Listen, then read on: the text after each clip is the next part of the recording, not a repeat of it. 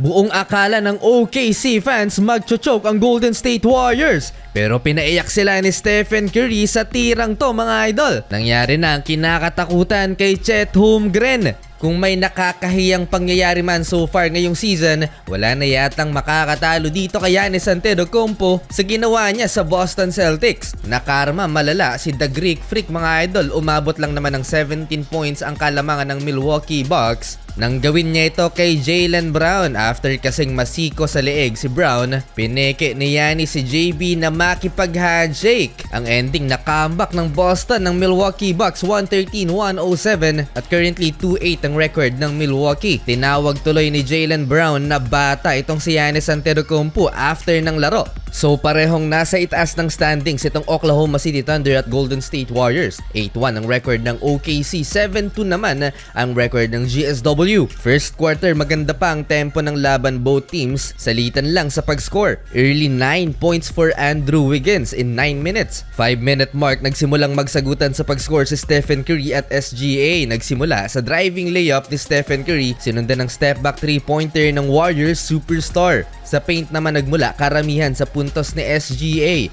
Pero ang hindi inasahan ng lahat at napadasal ang ilang OKC Thunder fans, ito yung nakakatakot na mangyari kay Chet Holmgren at nangyari na nga dahil skinny nga itong big man ng OKC Thunder, hindi niya kinaya na saluhin ng katawan ni Andrew Wiggins. Kahit yung isa sa player ng OKC Thunder sa bench napareact sa sinapit ng 7-footer big man. Hindi makalakad si Chet pero binigyan niya ng magandang sign ng mga fans na okay lang daw siya. Standing ovation ng crowd para sa kanilang rising star.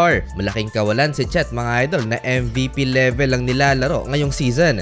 Buong first quarter nakontrol ng OKC Thunder ang laban. Lamang sila sa Warriors pero sa second quarter, dito na nakuha ng Golden State ang kalamangan. Team effort led by Jonathan Kuminga, 12 points off the bench. Hindi ganon ka-explosive ang quarter na ito for Stephen Curry pero napaka-efficient naman ang kanyang shooting beyond the arc, 3 out of 5 from 3-point line with 11 points sa first half. Total team effort by the Golden State Warriors, lamang sila 65-58 halftime.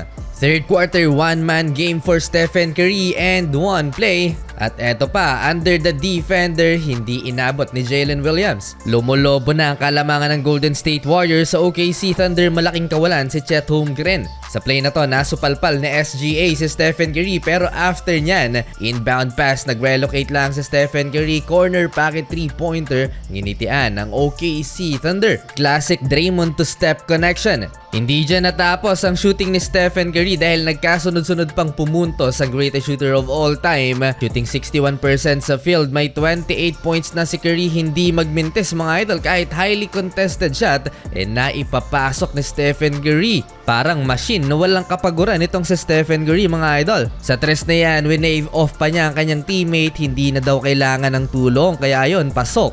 Talagang pinapagod ni Stephen Curry na bumigay ang depensa ng OKC Thunder. Umabot na ng 28 points, ang biggest lead ng Golden State Warriors. Legendary quarter for Stephen Curry, 107-79 mga idol. Fourth quarter, nabuhay ang mga fans dahil bahagyang na-choke ang Golden State Warriors at nagkaroon sila ng solid run mga idol. Napabalik tuloy sa laban si Stephen Curry dahil ang 30-point lead ng Warriors naging 15 na lang mga idol. 5-minute mark, ang kaninang relax lang ni si Steve Kerr, galit na mga idol sa official. 9 points na lang mga idol ang kalamangan ng Warriors, 114-105. Under 5 minute remaining, 6 na lang ang kalamangan ng Golden State Warriors. Umaasa na ang mga fans na makakambak nila ang Warriors. Pero itong si Stephen Curry, pinatahimik ang crowd sa isang deep 3-pointer mga idol para muling kunin ang momentum sa kalaban. Last 1 minute dagger 3-pointer by Stephen Curry, nakaligtas ang Golden State Warriors, panalo.